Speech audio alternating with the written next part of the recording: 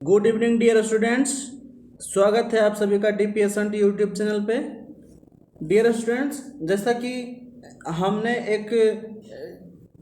एक मुकाम हासिल कर लिया है, एक लेवल गेन कर लिया है, किसमें? ईडी में, जिसमें जो है हम लोग का लगभग 95% सिलेबस हमारा कवर हो चुका है। अब जो मेरा 5% जो सिलेबस बचा हुआ है वो हम लोग क्या करेंगे, कल तक समाप्त कर देंगे। कल तक हमारा क्या हो जाएगा, समाप्त हो जाएगा। तो जैसा कि मैंने आपको पहले क्लास में ही बोल दिया था कि आज हम क्या पढ़ाने वाले हैं, तो बोला था बाबू कि यह जो चैप्टर होगा ना, ये थोड़ा सा याद करने वाला चैप्टर होगा, इसीलिए हम इसको पहले नहीं लिए। ये आपके सिलेबस में जो है सीक्वेंस के हिसाब से पहले था, लेकिन हम इसको क्या किए, लास्ट में इसलिए लिए ताकि मेरा बच्चा जो है ना सब रटता नहीं, समझने वाला बच्चा है। इसलिए अगर थोड़ा सा इसमें समझने के बजाय, समझने के साथ अगर रटना भी पड़े तो इसको लास्ट में देंगे, थोड़ा सा इसमें क्या करेगा, प्रॉब्लम क्रिएट नहीं करेगा। अगर फर्स्ट में देगा तो मेरा बच्चा इरिटेट होगा, इसीलिए इसको क्या किए, लास्ट में दिए हैं। तो आज हम जो है क्या बताने वाले हैं, जो छूटा हुआ चैप्टर है, देखो बताते हैं। पहला हम क्या नहीं बताए थे, कन्वेंशनल रिप्रेजेंटेशन। अब बोलिएगा सर ये क्या होता है? ये होता है ना वो, जैसे कोई भी चीज़ मेरे पास है, जैसे गियर है, शाफ्ट है, पाइप है, ट्यूब है, बियरिंग है, बहुत सारा चीज़ है जिसको हम ड्राइंग में कैसे रिप्रेजेंट करते हैं, उसका क्या सिंबल होता है। जैसे बेल्डिंग करते हैं ना, बेल्डिंग बहुत टाइप का होता है, बट बेल्ट, जॉइंट होता है ना, लैप जॉइंट, बट जॉइंट है ना, single step lap joint, double step lap joint, single repeated zigzag joint, ये सभी टाइप होता है। तो इस टाइप को कैसे हम पता करेंगे किस टाइप का जॉइंट है? बेल्डिंग होता है तो जे जॉइंट पे होता है, यू जॉइंट होता है, single U, double V, bevel joint होता है। तो ये सभी का एक सिंबल होता है, तो उसका क्या सिंबल होता है उसके बारे में जब पढ़ेंगे ना, तो उसे हम कन्वेंशनल रिप्रेजेंटेशन वाले चैप्टर से कवर कर लेंगे, जितना भी क्वेश्चन आएगा। दूसरा हम क्या पढ़ेंगे, दूसरा पढ़ेंगे ना बाबू, इलेक्ट्रिकल सिंबल। क्या पढ़ेंगे?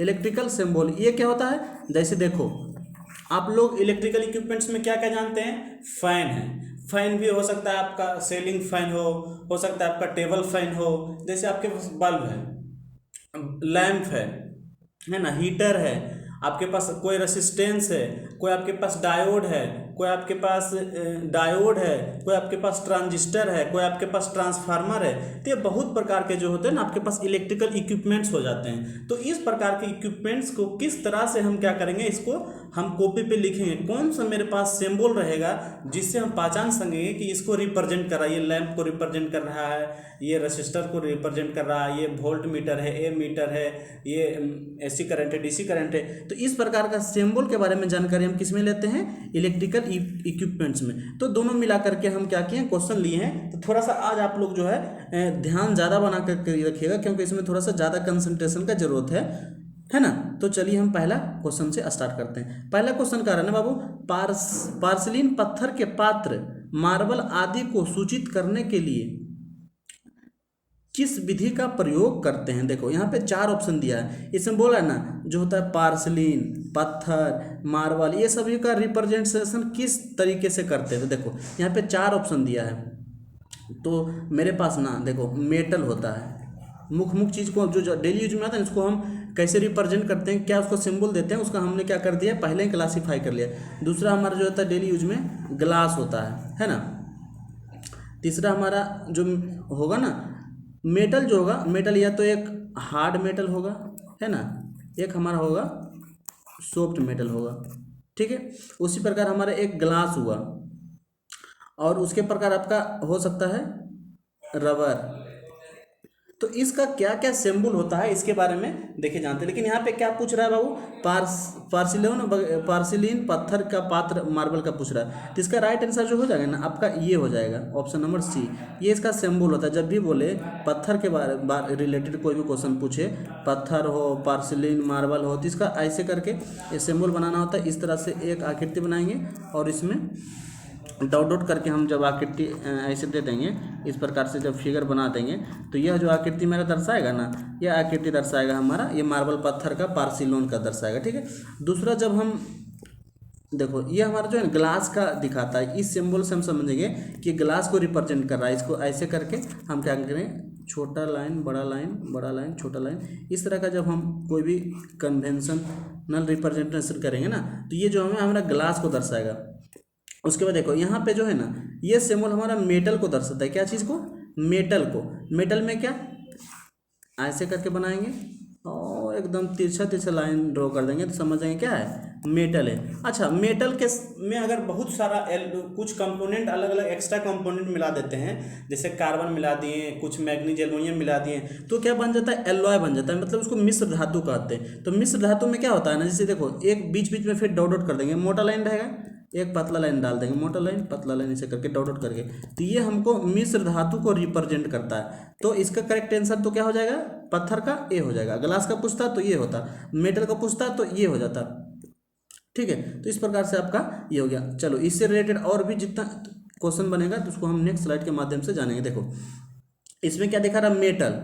मेटल का जो सिंबल होता है ना, बोले ना ये तिरछा लाइन से ड्रॉ करते हैं, जिसमें स्टील हो गया, कास्ट आयरन हो गया, कॉपर हो गया, एल्युमिनियम, ये सबको ड्रॉ करते हैं। और जो सॉफ्ट आयरन है, तो सॉफ्ट आयरन में डबल लाइन ड्रॉ कर देते हैं, एक लाइन नहीं डबल लाइन जब ड्रॉ कर देंगे हमारा तिरछा लाइन, और तो बीच में थोड़ा गैप रहेगा, तो उसे हम क्या कहेंगे, lead, zinc, tin, white metal, सब थोड़ा सा सॉफ्ट ग्रेड का मेटल होता है, इसके लिए ये रिप्रेजेंटेशन। और ग्लास का तो बता ही दिए, ग्लास का ये होता है रिप्रेजेंटेशन। इसका स्क्रीनशॉट आप लोग ले लीजिएगा और याद कर लीजिएगा, क्योंकि एक बार में याद होने वाला चीज़ है नहीं। दूसरा आपका क्या चीज़ था, पोर्सिलोन। पोर्सिलोन का तो आप कहोगे मार्बल वगैरह जो था इसी के अंदर आता है, इसका ये सिंबल होता है। आप पूछे फाइबर का, फाइबर हो या रेसा हो, तो फाइबर या रेसा का जब पूछे ना, तो तिरछा लाइन ऐसे तो ड्रॉ करेंगे इस तरह से, उसके बाद क्या करेंगे, इसको क्रॉस भी कर देंगे इस तरह से। देखो तो इस प्रकार का जब सिंबल होता है ना, उसे हम रेसा, रबर, ये सबको दर्शाते हैं, जो कि यहाँ पे देखो, यहाँ पे हमारा दिया गया है। एजबेस्टस हो गया, फाइबर हो गया, सिंथेटिक रेजिन हो गया, रबर हो गया, वैक्स हो गया, इंसुलेटिंग फाइलिंग मटेरियल, ये सब। तो इस प्रकार से आपका कन्वेंशनल रिप्रेजेंटेशन अगर मेटल का है, ग्लास का है, तो आप आराम से बता सकते हैं। उसके बाद देखो लिक्विड का है ना, तो लिक्विड का आराम से बना सकते हैं, जो ग्लास में ऐसे करके मतलब होता है ना, कि इसका मतलब होता है यहाँ पे पानी भरा हुआ, तो इस तरह का हमारा ये दिखाएगा, वाटर है या ऑयल है, पेट्रोल, मतलब कोई भी लिक्विड भरा हुआ। देखो अगर वुड का पूछे, लकड़ी का पूछे, तब भी आपको टेंशन नहीं लेना, लकड़ी का इस तरह से बना देना है, जिग जग जगह आकृति ऐसे करके बना देना है, यहाँ से कुछ ऐसे करके फैला दीजिएगा, फिर यहाँ से ऐसे करके कुछ सिंबल बना दिए, मतलब कुछ अजीबोगरीब संरचना कर देंगे, तो ये लकड़ी को दर्शाता है। देखिए इसका मतलब हुआ कि ये लकड़ी का सिंबल है। उसी प्रकार कंक्रीट, जैसे कंक्रीट मतलब क्या होता है, जिसमें हमारा गिट्टी हो, बालू हो, सीमेंट हो, तो गिट्टी क्या होता है, एक मोटा मोटा आकृति का होता है, बड़ा भाग है, तो इस तरह का बड़ा बड़ा चीज़ दे देंगे, काला काला, उसमें छोटा छोटा पोर्शन बूंदा बूंदा डाल देंगे ऐसे करके, इस तरह से, तो हमारा कंक्रीट को दर्शाता है ना।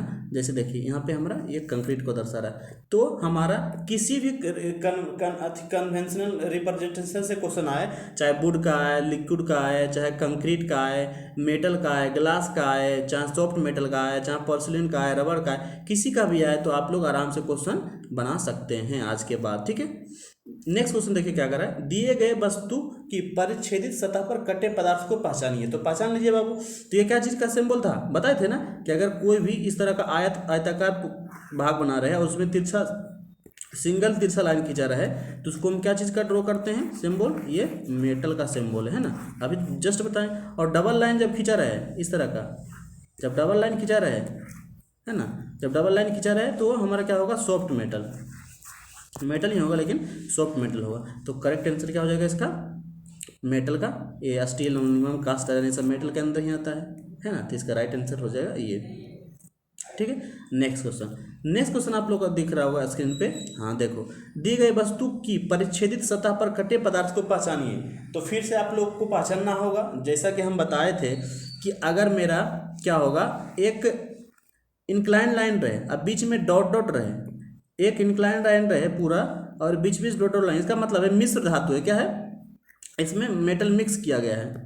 एक हमारा मान लो आयरन है, आयरन के साथ प्लस में कार्बन को ऐड कर दिए, तो Fe प्लस आयरन दोनों मिलाकर के मिश्र धातु बनाता है। तो ये हमारा क्या चीज़ का है, मिश्र धातु को डिनोट करता है, मतलब दो या दो से अधिक धातु मिलाता है, तो उसका ये सिंबल होता है। ठीक है, तो राइट आंसर हो जाएगा, जैसे हमारा जब कांसा होता है ना, या तो पीतल होता है, कांसा, पीतल, ये सब क्या है, मिश्र धातु है, तो ये सब को डिनोट करने के लिए हम ये इसका सिंबल का यूज करते हैं, है ना, कांसा, पीतल, गन मेटल, ब्रोंज, ये सब है। चलो नेक्स्ट क्वेश्चन की ओर चलते हैं, क्योंकि ज़्यादा समय नहीं लेना है, क्वेश्चन बहुत ज़्यादा है। चित्र में दिए गए पदार्थ एवं उनके संकेतों का मिलान कीजिए। अब मिलान करते हैं, ठीक है। सभी चीज़ का हमने पढ़ लिया है, तब आराम से मिलान कर सकते हैं और आप लोग आराम से आंसर दीजिए तसल्ली से और सही से आंसर दीजिए। देखिए पोर्सिलिन, पोर्सिलिन का क्या हमने पढ़ा था?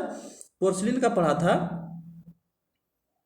कौन सा आंसर? पोर्सिलिन के हमने पढ़ा था ये वाला आंसर है ना, ये पढ़े थे ना पोर्सिलिन का। ग्लास, देखो कांच का, ग्लास का हमारा ये ऑप्शन ए हो गया।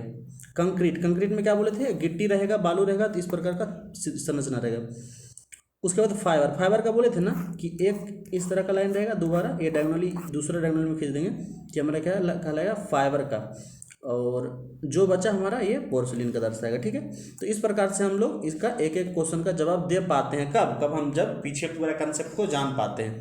तो कोई भी बच्चा अगर वीडियो स्किप करके नहीं देख रहा है, प्यार से देख रहा है, पूरा देख रहा है, तो सभी क्वेश्चन को जवाब जरूर दे पाएगा। जैसे देखो एक कप भी हो गया ना, एक कप भी, सॉरी पोर्सिलिन, एक कप बी, ये होगा ना, एक कप बी, दो का डी। तो इस छोड़िए, आंसर को छोड़िए, आप कंसेप्ट जब मालूम है ना तो आराम से अपने आप मिला देंगे। आंसर देखने की कोई ज़रूरत भी नहीं है, और जिसको ज़रूरत है आप मिला लेना, ठीक है। हम सही सही बता दिए। चलो नेक्स्ट क्वेश्चन की ओर चलते हैं। नेक्स्ट क्वेश्चन हमारा कह रहा है दिए गए चित्र में कन्वेंशंस को पहचानिए। देखो ये कन्वेंशंस के बारे में पूछा जा रहा है, तो इसके बारे में नहीं बताएं तो हम बता देते हैं। ये कन्वेंशन होता है ना, वो बियरिंग का होता है। किसका होता है? बियरिंग का। कहीं भी मेरा शाफ्ट में कोई बियरिंग लगा हुआ है तो कैसे पहचानेंगे? उसका सिंबल ये होता है, जब इस प्रकार का मेरा संरचना दिया रहे तो समझ जाएंगे कि हमारा यहाँ पे बियरिंग इंस्टॉल किया गया है, ठीक है। तो करेक्ट आंसर हमारा ऑप्शन नंबर सी हो जाएगा, ठीक है। अब डायमंड नर्लिंग के बारे में पूछे तो देखो डायमंड नर्लिंग का ऐसा होता है, नर्लिंग, नर्लिंग मतलब ग्रिपिंग बनाने के लिए। किसी भी चीज़ को पकड़ेंगे ना तो अगर वो पूरा चिकना रहेगा तो स्लिप हो जाएगा, हम सही से उसको पकड़ नहीं सकते। लेकिन उसमें क्या कर देंगे, एक खांचा काट देंगे, ऐसे करके ग्रुप बना देंगे तो हमको पकड़ने में क्या ग्रिप बनेगा। तो अगर सीधा खांचा काटेंगे तो उसे हम कहेंगे straight knurling, S for straight and for learning, straight knurling, ठीक है। अगर इसमें क्या करेंगे, डायमंड शेप का खांचा काटेंगे, जैसे ये देखो ऐसे है ना, इधर से हम खांचा ग्रुप काटें और फिर इधर से बना दिए, तो इस प्रकार का लर्निंग हमारा होता है डायमंड शेप का लर्निंग, क्योंकि इसका जो बीच में डायमंड का आकृति बनता है। बियरिंग का तो बता ही दिए, ठीक है। तो इससे भी अगर नर्लिंग से भी क्वेश्चन आए तो आप लोग आंसर आराम से दे सकते हैं। इसका आंसर ऑप्शन नंबर सी। चलो नेक्स्ट क्वेश्चन पर चलते हैं। एक स्पोर्ट बिल्डिंग का चिन्ह पहचानिए। देखो अब हमारा बिल्डिंग से क्वेश्चन आया, तो बिल्डिंग से रिलेटेड जितना भी डाउट होगा, जितना भी कोई भी सिंबल आएगा, तो आज के बाद आप लोग बता पाइए कब, जब आप लोग मेरा क्लास अच्छा से देखिएगा। इसमें पूछ रहा स्पोर्ट बिल्डिंग के बारे में ना, स्पोर्ट बिल्डिंग का, तो स्पोर्ट बिल्डिंग का बाबू, स्पोर्ट बिल्डिंग का आपका राइट आंसर होगा ऑप्शन नंबर सी। जब सुनना टाइप का ऐसा आकृति बना रहेगा बिल्डिंग में तो हमको समझना स्पोर्ट बिल्डिंग। और देखो ये जो होता है ना, ये दर्शाता है दो लाइन, जो खड़ा लाइन लिखा रहता है उसका मतलब होता है स्क्वायर बट बिल्डिंग। क्या होता है? Square but building. ये देखो ये जब होता है ना, ये सिंबल जो हमारा दर्शा रहा है, ये हमारा दिखाता है सीम बिल्डिंग को। क्या दिखाता है? सीम बिल्डिंग का। उसके बाद ये जो होता है, देखो एक ऊपर यू है और एक नीचे यू है, तो डबल यू ज्वाइंट है, ये डबल यू ज्वाइंट है। तो ज्वाइंट में बहुत प्रकार का ज्वाइंट होता है, जैसे कि सिंगल भी ज्वाइंट ऐसे रहेगा, अगर डबल भी बोलेगा तो ऊपर भी नीचे भी बना देगा इस प्रकार से, तो डबल भी ज्वाइंट। ये तो डबल यू होगा, फिर सिंगल यू होगा, और फिर सिंगल यू के बाद डबल यू होगा, फिर सिंगल बेबल, एक किनारा सीधा एक किनारा टेढ़ा, तो ये सिंगल बेबल हो गया। फिर डबल बेबल बनाना रहेगा तो दोनों किनारा ऊपर और नीचे बेबल कर देंगे। तो इस प्रकार का ज्वाइंट को सिंगल भी, डबल भी, single U, double U, single bevel, double U, double bevel, तो ये हमारा क्या ज्वाइंट है। अच्छा फिलेट ज्वाइंट, फिलेट ज्वाइंट का होता है सिंबल इस प्रकार का, देखो ट्रायंगल टाइप का रहेगा। तो जितना भी बिल्डिंग से क्वेश्चन आएगा तो सभी क्लियर होते जाएगा। जैसा कि इस क्वेश्चन में क्या बताया, आपका राइट आंसर हो स्पोर्ट बिल्डिंग के लिए, ये सिम बिल्डिंग के लिए, ये बट बिल्डिंग के लिए, ये आपका ये you double you but joint है। देखो तो इसका राइट आंसर क्या हो जाएगा? Sport building. स्पोर्ट बिल्डिंग नहीं है, ये सिम बिल्डिंग है, ठीक है। तो इसका आंसर हमारा सी होना चाहिए, फिर भी हम कंफर्म कर लेते। देखो यहाँ पे जो है ना हमारा सभी का कन्वेंशन दिया गया, जैसे बट बेल्ट ऑन एज, अगर एज में बट बेल्ट करते हैं, वेल्डिंग करते हैं, बट वेल्डिंग बट टाइप का, तो इस प्रकार का सिंबल रहता है। अगर हमारा स्क्वायर बट वेल्डिंग रहता है तो ये जो कि हमारा क्वेश्चन में दिया था बट वेल्डिंग का। तीसरा है हमारा सिंगल भी का है, ये याद रख लेना। फिर सिंगल बीवेल है, फिर डबल भी है और डबल बीवेल है, सिंगल यू है, डबल यू है। तो ये सब तो कन्फ्यूजन का चीज़ है ही नहीं, जिसको कन्फ्यूजन का चीज़ है उसको स्क्रीनशॉट मारेगा और अच्छा से पढ़ेगा। नेक्स्ट देखो ये जे जॉइंट भी पूछे ना तो ऐसे करके जे बना देंगे, तो सिंगल जे, फिर डबल जे। देखो फिलेट आया ना, फिलेट जॉइंट का ये त्रिभुज होता है। फिर देखो स्पोर्ट जॉइंट बोले ना, वो वाला गलत है। सिम वेल्डिंग आंसर मार दिया था, तो इसीलिए बोलता है कि कंसेप्ट पे ध्यान दो। आंसर गलत हो सकता है लेकिन आपका कंसेप्ट कभी भी गलती नहीं होगा। ये जो होगा ना सिम वेल्डिंग का आंसर है। सिम वेल्डिंग जब आता है ना तब तो हमारा ये सिंबल करेक्ट होता है, लेकिन स्पोर्ट वेल्डिंग के बारे में बोला जाता है तो एकमात्र शून्य के द्वारा दर्शाया जाता है। ठीक है, और क्या है बैकिंग रन, बैकिंग रन का ये। तो यहाँ का जो हमारा करेक्ट आंसर क्या हो जाएगा, स्पोर्ट वेल्डिंग के लिए हमारा करेक्ट आंसर हो जाएगा ऑप्शन नंबर सी। ठीक है, ये सिम वेल्डिंग के लिए है। तो चलो आंसर का टेंशन नहीं लेना है। तो देखो ये सब स्क्रीनशॉट मार लेना ताकि इससे रिलेटेड जो कोई भी क्वेश्चन आए तो याद करने के बाद बना सको। यहाँ से भी आप लोग देखो, ये फ्लेट के लिए एक त्रिभुज है, फिर स्क्वायर बट जॉइंट को ऐसे भी दर्शा सकते हैं, इस पर एक लाइन दे देते हैं। फिर तुम्हारा सिंगल भी के लिए भी सब बस सेम चीज़ है, बस एक ऊपर में क्या कर दिए, एक आर्क टाइप का संरचना सभी में बना दिए। बाकी सब ये आप एक आकृति जो बताएं, ये निमी में आपका निमी बुक में इस तरह का सिंबल दिया था, तो आप लोग कन्फ्यूज ना हो, इसलिए दोनों सिंबल ले लिए ताकि आप लोगों को कोई कन्फ्यूजन नहीं हो। जिसको कन्फ्यूजन है दोबारा आप लोग देख सकते हैं इस वीडियो को। ठीक है, स्टिच देखो, स्टिच में भी क्वेश्चन आता है। स्टिच क्या इस तरह का उल्टा पुल्टा किया बना रहता है दोनों तरफ, तो ये स्टिच हो गया। उसके बाद प्लग बेल्ट, प्लग बेल्ट इस तरह का रहता है, उसे हम प्लग बेल्ट कहते हैं। तो ये सब क्या करना है आप लोग को दिमाग में रखना है, क्योंकि ये जो बताया ना सब प्रीवियस क्वेश्चन में आपको पूछा गया है। तो हम प्रीवियस क्वेश्चन में भी आप लोग को दिखा सकते हैं कि पूछा है कि नहीं, अगर आपको बिलीव नहीं हो। ठीक है, पहले आप लोग क्लास आराम से कर लीजिए। नेक्स्ट क्वेश्चन देखो, दिए गए बिल्डिंग चिन्हों के नाम के अनुरूप मिलान कीजिए। तो आराम से मिलान कर सकते हैं ना, जब हम पिछला स्लाइड से देखते आ रहे हैं, सभी को याद करते आ रहे हैं, तो इसमें कोई दिक्कत नहीं होना चाहिए। देखो हम जो जानते हैं पहले उसको मिलाएंगे, जो नहीं जानते अपने आप मिल जाएगा। अभी पढ़े ना ये प्लग बेल्ट है, तो देखो प्लग वाला ऑप्शन कहाँ है, बी में, बी मिल जाएगा। इसके बारे में पढ़े थे, ये सिम बेल्ट है, तो सिम बेल्ट कहाँ पे दिख रहा है, देखो ए में है, ये मिल गया। तीसरा पढ़े थे, अभी जस्ट पढ़े हैं कि स्टिच वेल्डिंग, देखो आया बोले ना कि आएगा, ये स्टिच वेल्डिंग का है। तो चौथा अपने आप मिल गया ना, प्रक्षेपित यानी प्रोजेक्शन वेल्डिंग है ना। तो इस प्रकार से हमारा कोई भी क्वेश्चन बन जाएगा जब आपके पास क्या रहेगा, नॉलेज रहेगा, कंसेप्ट रहेगा, ध्यान से पढ़ा हुआ रहिएगा। तो इसको मिला लीजिएगा सही से, दोबारा से अच्छे से देख लीजिएगा। वीडियो को नहीं समझ में आएगा तो दोबारा देख लीजिएगा, जिसका करेक्ट आंसर आप लोग मिला लीजिएगा, आंसर बता दे रहे हैं। ठीक है, तो चलते हैं नेक्स्ट क्वेश्चन की ओर। नेक्स्ट क्वेश्चन का रहा है हमारा, दिए गए प्रतीक चिन्ह वेल्डिंग के हैं, मिलान कीजिए। फिर देखो वही मिलान करना है, तो इसमें क्या मिलान करना है ये भी बता चुके हैं। जिसके बारे में बताएं उसको मिलान करिए, अपने आप आपका आंसर मिल जाएगा। देखो ये जो है किसका है, फिलेट जॉइंट का, तो फिलेट जॉइंट हमारा सी में है, इसका ये आंसर हो जाएगा। ये जो है हमारा सिंगल बेवल है, सिंगल बेवल कहाँ दिख रहा है, ये वाला दिख रहा है। और किसके बारे में बताए, तीसरा जो है इसके बारे में बताए थे हम, स्क्वायर बट बेल्ट है, तो ये बी आंसर हो जाएगा। तो बचा हुआ जो है हमारा बैकिंग स्ट्रिप है ना, ये बैकिंग स्ट्रिप। देखो अपने आप आंसर मिल रहा है ना, जितना बताया उतना ही आपको पता है, तो सभी आंसर हम लोग क्या कर रहे हैं, पता कर पा रहे हैं। तो इसका करेक्ट आंसर आप लोग मिलान कर लीजिएगा, बाकी हम इसका राइट आंसर दे रहे हैं, आप लोग देख लीजिएगा। तो चलो नेक्स्ट क्वेश्चन की ओर।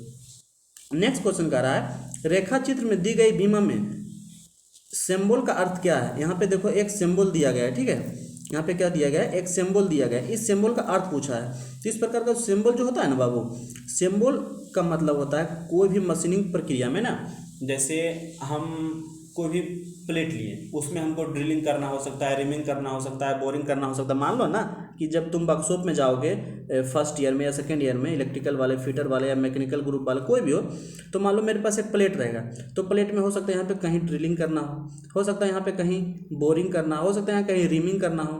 तो ये कैसे पता करेंगे, जब हम ड्राइंग में लिखेंगे किस प्रकार से, तो लिखने का तरीका होता है ना, एक वी शेप का ऐसे आकृति बनाते हैं, उसमें हम प्रोसेस लिख देते हैं। तो ये हमारा प्रोसेस बताता है। जैसे G4 होता है ना, मतलब जब फिनिशिंग करेंगे ना, ग्राइंडिंग करके, ग्राइंडिंग मशीन आप लोग के बना होगा, ये जब जाइएगा ना वर्कशॉप में ग्राइंडिंग मशीन होगा। अगर डी लिखा रहेगा तो मतलब इसका फिनिशिंग किसके द्वारा होगा, ड्रिलिंग के द्वारा। किसके द्वारा, ड्रिलिंग के द्वारा। ठीक है, ड्रिलिंग के द्वारा।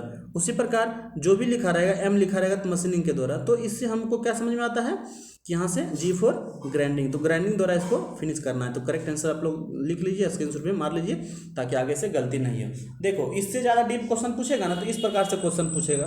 कैसे पूछेगा, ये आपको सिंबल दे देगा, ठीक है, इस प्रकार से आपको एक त्रिभुज बना देगा, और त्रिभुज में ऐसे करके ये होता है क्या, मशीनिंग प्रोसेस जब करते हैं ना, इसका एक तरीका होता है, एक सिंबल होता है जिसमें हमारा यहाँ पे ऊपर में हमारा रेफरेंस वैल्यू लिखा रहता है, जिसको हम एन से डिनोट करते हैं। यहाँ पे रेफरेंस वैल्यू, देखो रेफरेंस वैल्यू माइक्रोन में लिखा रहेगा। यहाँ पे हमारा किस मेथड से करना है, जैसे वहाँ जी लिखा था ना, मतलब ग्राइंडिंग, तो यहाँ पे लिखा रहेगा जी मशीनिंग ड्रिलिंग, जिस प्रक्रिया के द्वारा हमको करना है फिनिशिंग यहाँ पे, उसके नीचे सैम्पलिंग लेंथ मतलब कितना लेंथ पे हमको करना है वहाँ पे लिखा रहेगा। और यहाँ पे नीचे लिखा रहेगा आपका अलाउंस, कितना अलाउंस देना है। और यहाँ पे डायरेक्शन ऑफ ले मतलब पैरेलली हमको ग्राइंडिंग करना है, वर्टिकली करना है, कैसे करना है यहाँ पे देखो। इस प्रकार से हमारे देखो यहाँ पे मिलिंग मेथड से करना है हमको फिनिशिंग। सैंपल लेंथ 25 है, 6.3 माइक्रोन का हमारा रेफरेंस वैल्यू चाहिए, अलायंस 1.2 माइक्रोन का चाहिए और पैरेलल ले है।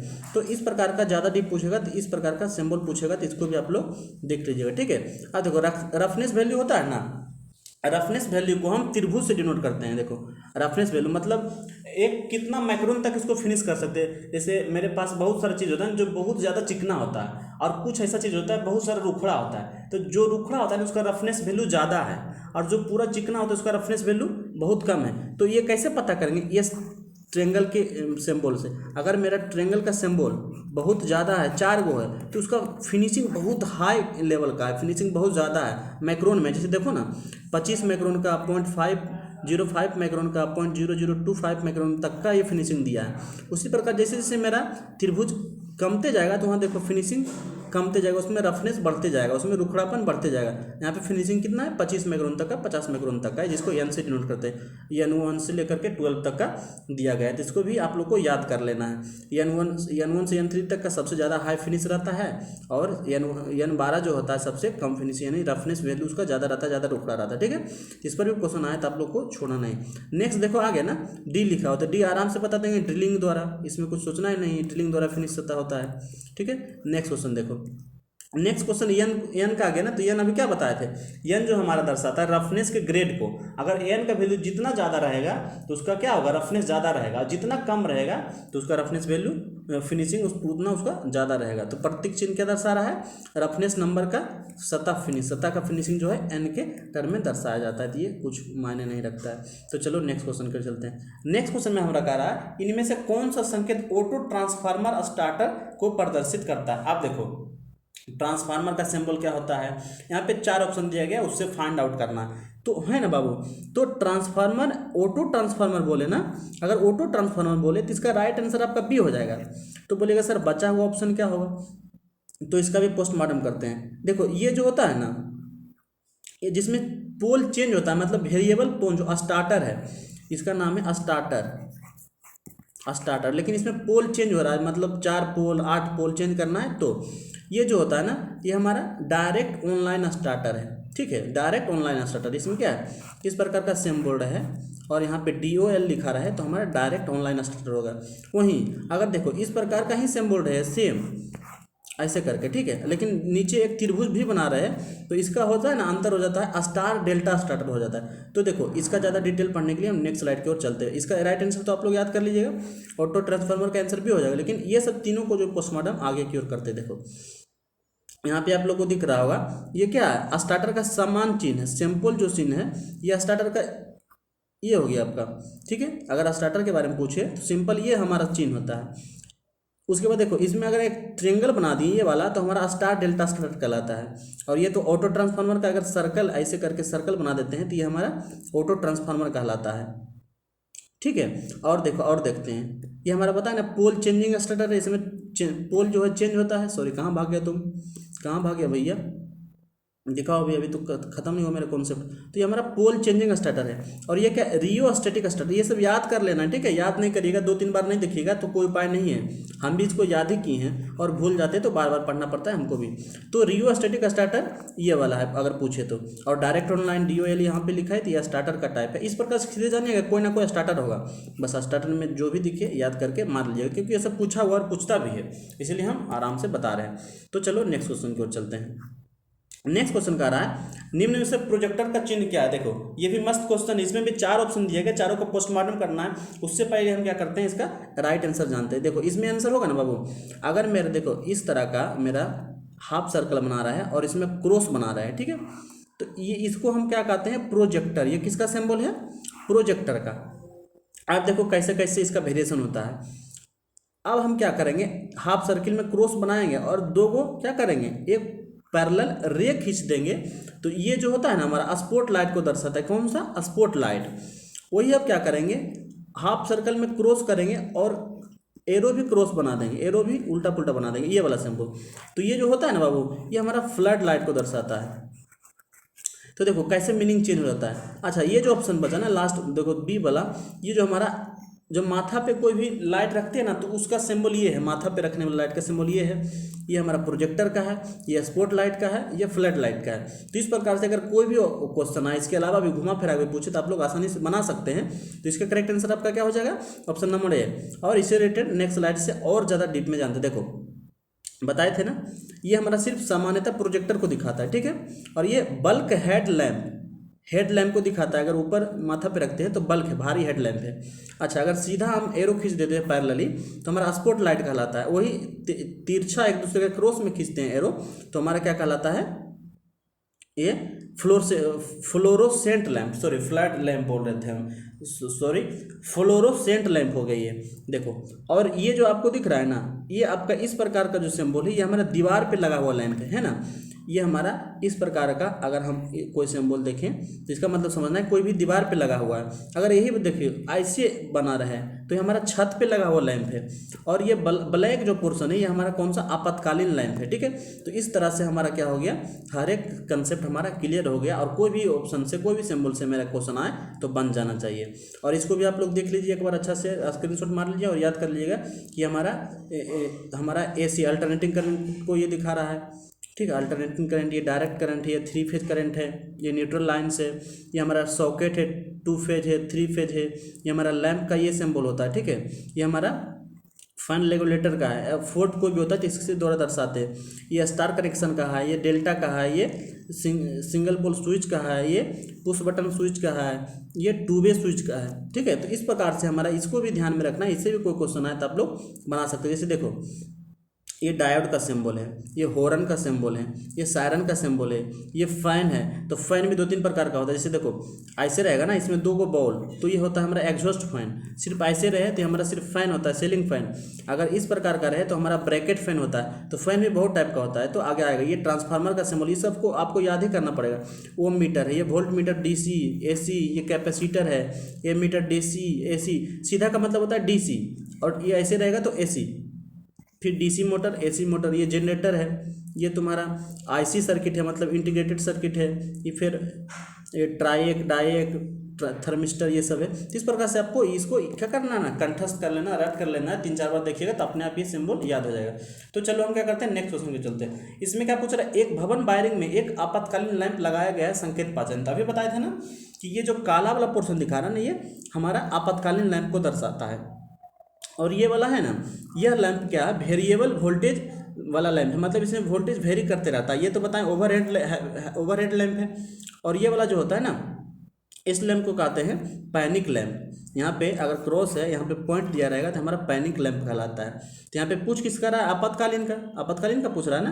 तो आपातकालीन का आंसर C। अब बाकी सभी के बारे में भी हम जान गए और नेक्स्ट स्लाइड के माध्यम से भी जान जाते। इसका राइट आंसर तो C हो जाएगा। चलो देखो यहाँ पे देखो क्या कर रहा है, ये हमारा सिर्फ सिंपल साधारण लैंप के बारे में पूछे तो ये हमारा ये हो गया सिंबल। अगर वेरिएबल लैंप पूछे जिसमें वोल्टेज वेरी कर रहा है तो क्या करेंगे, बस एक यहाँ पे एरो ऐसे बना देंगे, ठीक है। उसके बाद अगर डॉट दे देंगे तो हमारा क्या होगा, पैनिक लैंप कहलाएगा। ऐसे क्रॉस करेंगे, बीच में डॉट दे देंगे तो हमारा पैनिक लैंप हो जाएगा।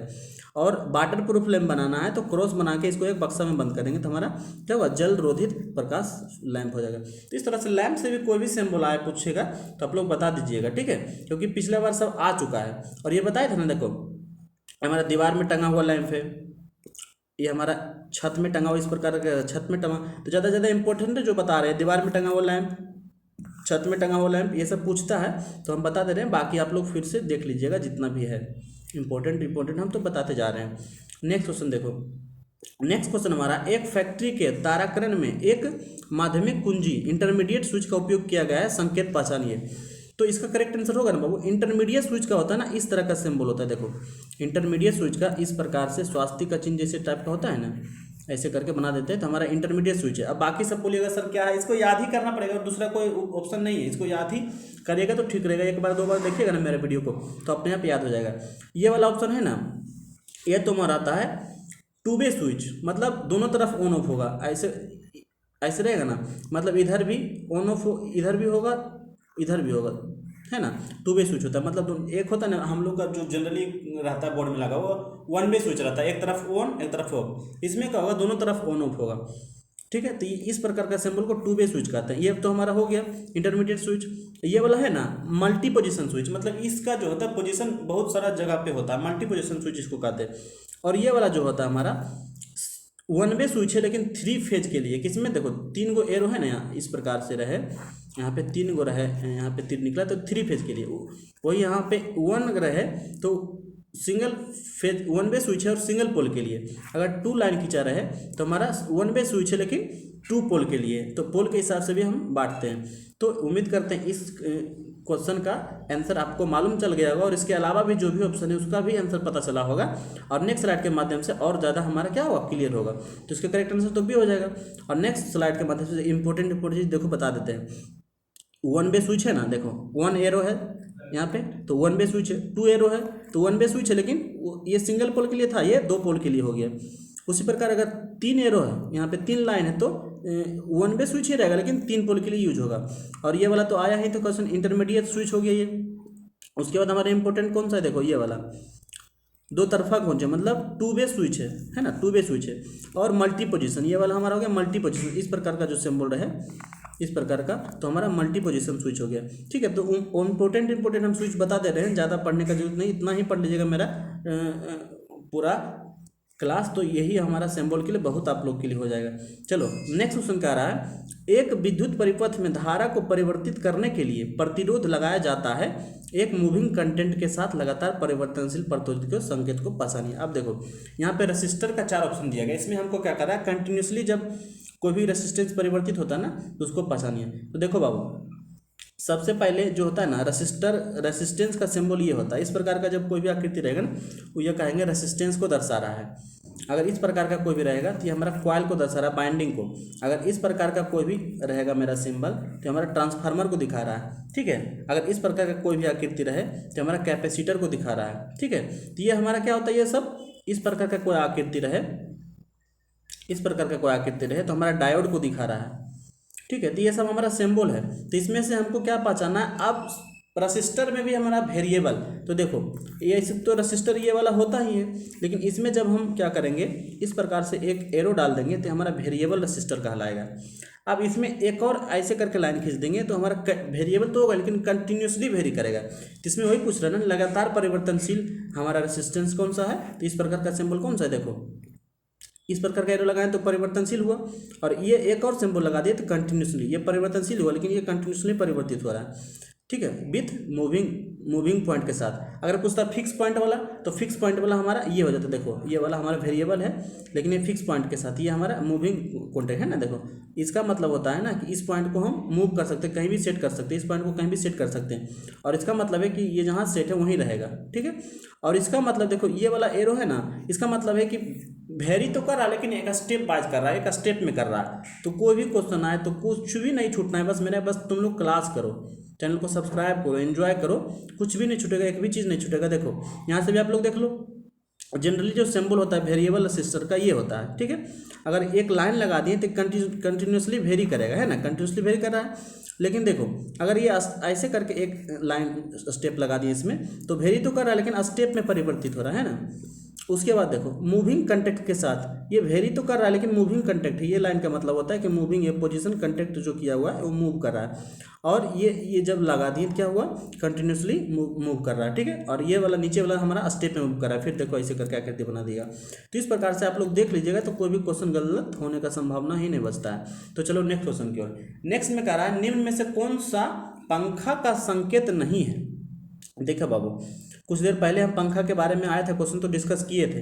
तो देखो पंखा का संकेत ये भी है, ये भी है, ये भी है। ये किसका संकेत है बाबू, तो जब पंखा चलाते हैं ना पंखा में रेगुलेटर लगा रहता है तो ये रेगुलेटर का संकेत है। अब बोलिएगा सर ये कौन कौन सा पंखा है, तो देखो सबसे साधारण जो दो गोला बना रहेगा ना तो उसे हम कहते हैं फैन, और दो गोला के बीच में एक डंडा रहे सीधा में तो उसे हम कहते हैं कौन सा फैन, ब्रैकेट फैन। कौन सा, bracket, B for bracket, F for fan, bracket fan.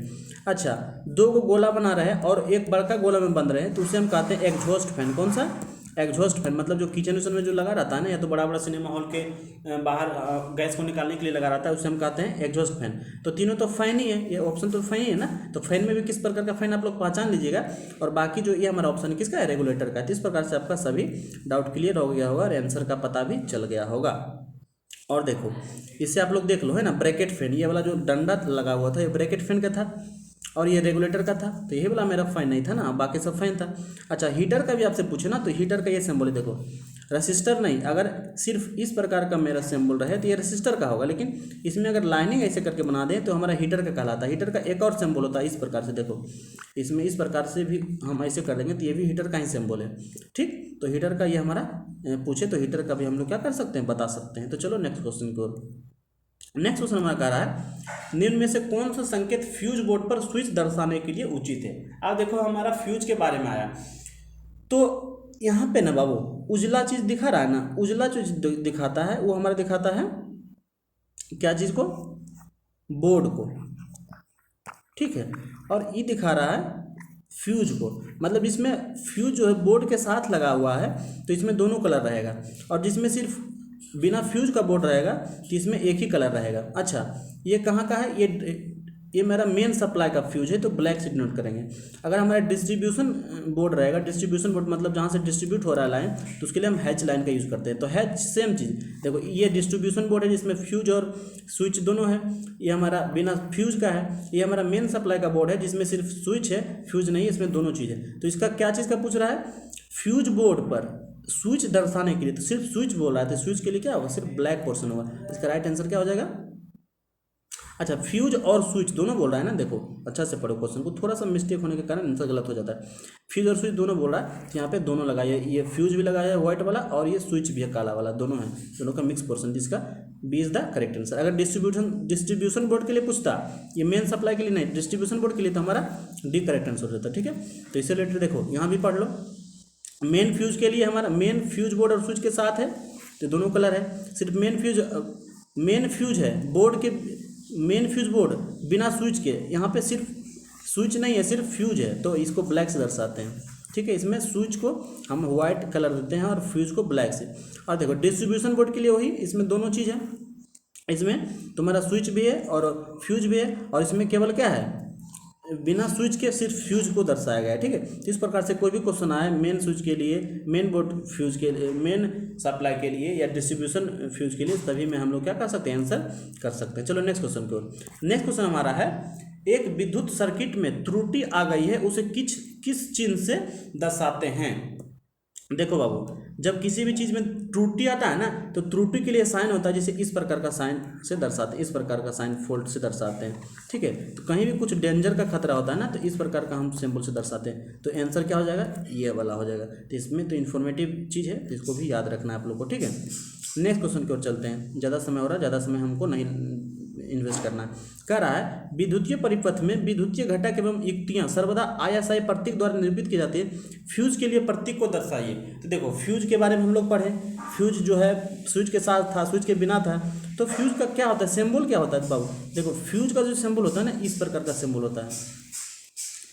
Register का सिंबल देखो कितना अंतर है, रजिस्टर में बीच में हम छेद नहीं करते हैं, लेकिन स्विच में क्या, फ्यूज में क्या करते हैं, सीधा लाइन बीच से खींचते हैं कि हमारा फ्यूज कहलाता है, ये हमारा रजिस्टर कहलाएगा। देखो कितना बारीक सा अंतर है, तो कैसा हो जाएगा, ये हमारा क्या कहलाएगा, स्विच का सिंबल हो गया।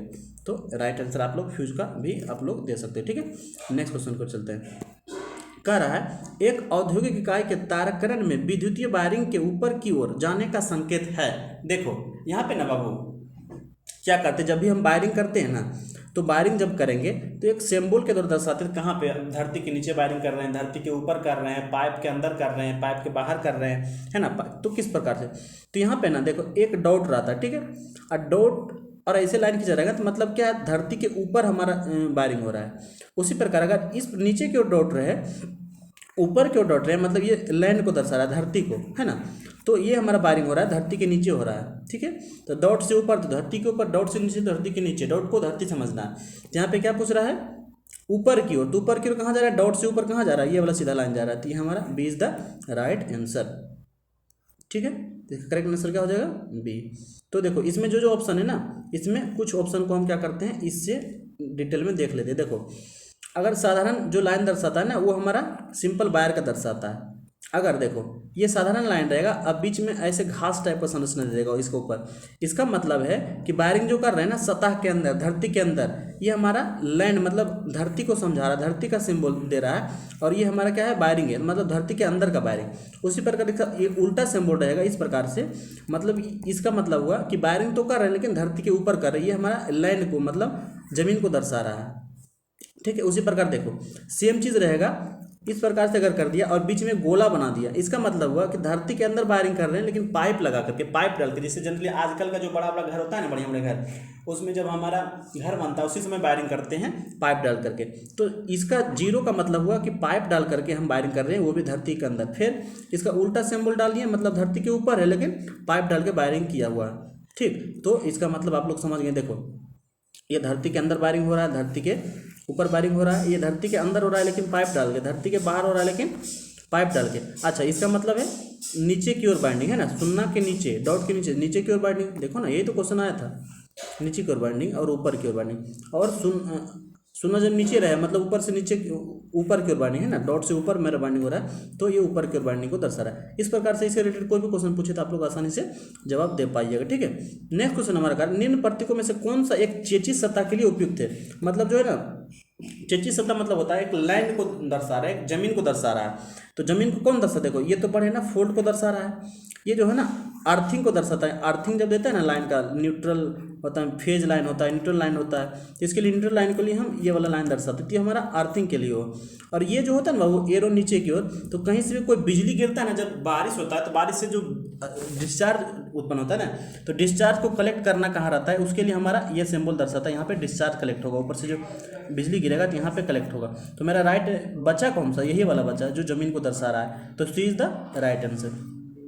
ठीक है, और भी कोई भी ऑप्शन से पूछे तो सभी तो हम एक्सप्लेन कर दे रहे हैं, तो सभी का आंसर आप लोग के पास मिल जाना चाहिए। आप देखो फोटो डायोड का चिन्ह बताइए। तो बाबू आप ज़्यादा क्लास लंबा हो रहा है इसलिए ज़्यादा एक्सप्लेन नहीं करेंगे, लेकिन देखो डायोड का काम होता है ना, डायोड का काम जहाँ पे उपयोग लेते हैं, जहाँ पे हमको क्या करना हो, अगर हमको करंट इधर से सप्लाई देना हो और इधर की ओर जाना चाहिए एक तरफ, लेकिन उल्टा इधर से जब हम करंट दें, इधर से जब हम करंट दें तो इधर की ओर नहीं आना चाहिए, तो उस प्रकार के चीज़ों में, उस प्रकार की व्यवस्था में हम डायोड का यूज़ करते हैं। तो डायोड का सिंबल हमारा ये वाला होता है, मतलब वन वे करंट फ्लो होता है, इधर से हमारा इधर की ओर होगा, लेकिन इसके उल्टा साइड में करना चाहेंगे तो नहीं होगा, तो ये यहाँ पे डायोड का यूज़ करेंगे। तो डायोड का भी बहुत प्रकार होता है, जीनर डायोड होता है और भी तुम्हारा बहुत टाइप का डायोड होता है। यहाँ पे पूछ रहा है फोटो डायोड, तो फोटो डायोड मतलब यहाँ पे लाइट अंदर की ओर आएगा, डायोड पे आएगा। तो यहाँ पे कहाँ पे आ रहा है, देखो यहाँ पे आ भी रहा है, जा भी रहा है, गलत, यहाँ पे ऊपर जा रहा है नहीं, यहाँ पे देखो उल्टा डायरेक्शन दे दिया गया, तो ये भी डायोड का सिंबल नहीं होता, ये होता है राइट आंसर। तो B is the right answer, क्योंकि ये डायोड का सिंबल इस टाइप का होता है, बताए थे ना इस टाइप का होता है ना। और फोटो डायोड है तो इसमें किरण इधर ऊपर पड़ना चाहिए, यहाँ पे कहाँ है, सब मिला करके ये व्यवस्था पूरा हो रहा है, तो B is the right answer. Next हमारा देखो क्या कर रहा है, नेक्स्ट हमारा है जीनर डायोड के लिए निम्न में से कौन सा आईएसआई चिन्ह है। तो देखो ये तो हमारा फोटो डायोड का हो गया जो कि अभी पढ़े हैं, ये सिंपल डायोड का हो गया, नहीं ये चिन्ह नहीं रहेगा तो ऐसे रहेगा ना, ऐसे करके, तो हमारा क्या हो गया डायोड, हाँ ठीक है डायोड का हो गया, ये सिंपल डायोड का हो गया, फोटो डायोड का हो गया, ये तो नहीं हो सकता। तो ये जो सिंबल बचा ना बाबू, ये होता है जीनर डायोड। जब इस प्रकार का कोई भी आकृति के साथ हमारा डायोड बना रहता है तो उसे हम जीनर डायोड के नाम से जानते हैं। जीनर डायोड का काम क्या है, ये कैसे उपयोग में लाते हैं, ये कैसे वर्क करता है, ये कहाँ पे उपयोग में होते हैं, इसके बारे में अभी नहीं बता पाएंगे क्योंकि ज़्यादा समय मेरे पास नहीं है। तो हम नेक्स्ट क्वेश्चन की ओर भागते हैं। इसका क्या होगा, जीनर डायोड के बारे में पूछे तो करेक्ट आंसर ये हो जाएगा, और फोटो डायोड के बारे में पूछता तो ये वाला आंसर होता, और सिंपल डायोड का सिंबल ये वाला हो गया। ठीक है, तो चलो नेक्स्ट क्वेश्चन पर चलते हैं। नेक्स्ट क्वेश्चन बाबू हम क्या किए हैं, सब कुछ आपको बता दिए हैं, टू वे स्विच के बारे में, फ्यूज के बारे में, लैंप के बारे में, तुम्हारा सर्किट जो है सीलिंग फैन के बारे में, plug two pin plug, 3 pin plug, earth, सभी के बारे में बता दिए हैं। तो आप लोग क्या करिएगा ना, ये जो आप लोग को लिस्ट दिख रहा है, लिस्ट में से सभी का आप लोग सिंबल बना के देखने का प्रयास करिएगा ईमानदारी से, तो समझ में आएगा आप लोग कितना क्वेश्चन समझ पाए हैं, क्लास को कितना समझ पाए हैं। ठीक है, तो उसके बाद ही आप लोग आंसर यहाँ से देखिएगा, ठीक है, पहले नहीं देखिएगा। उसी प्रकार दूसरा क्वेश्चन भी आप लोग के लिए दिए हैं कि इसको क्या करना है, आप लोग को कॉपी में लिखना है और इसका आंसर ढूंढना है सही से कि इसका क्या क्या सिंबल होगा, तो आप लोग को अपने आप में जजमेंट कर पाइएगा कि आज के क्लास में हम कितना सीखे हैं, तब जाके आप मेरा आंसर देखिएगा। ठीक है, पहले नहीं देखिएगा। तो चलो आज के लिए इतना ही रहने देते हैं, बाबू जिसको अगर मेरा क्लास अच्छा लगता हो तो चैनल को सब्सक्राइब कर देगा, लाइक कर देगा, ठीक है, और अपने दोस्तों को शेयर कर देगा, ताकि हमारा जो है सभी बच्चा अच्छा बच्चा हमारे क्लास में पढ़े, सीरियस बच्चा पढ़े, और सभी को जो है बताने का हमारा जो है मकसद पूरा हो सके। ठीक है बाबू, आज के लिए इतना है। Thanks to all Babu.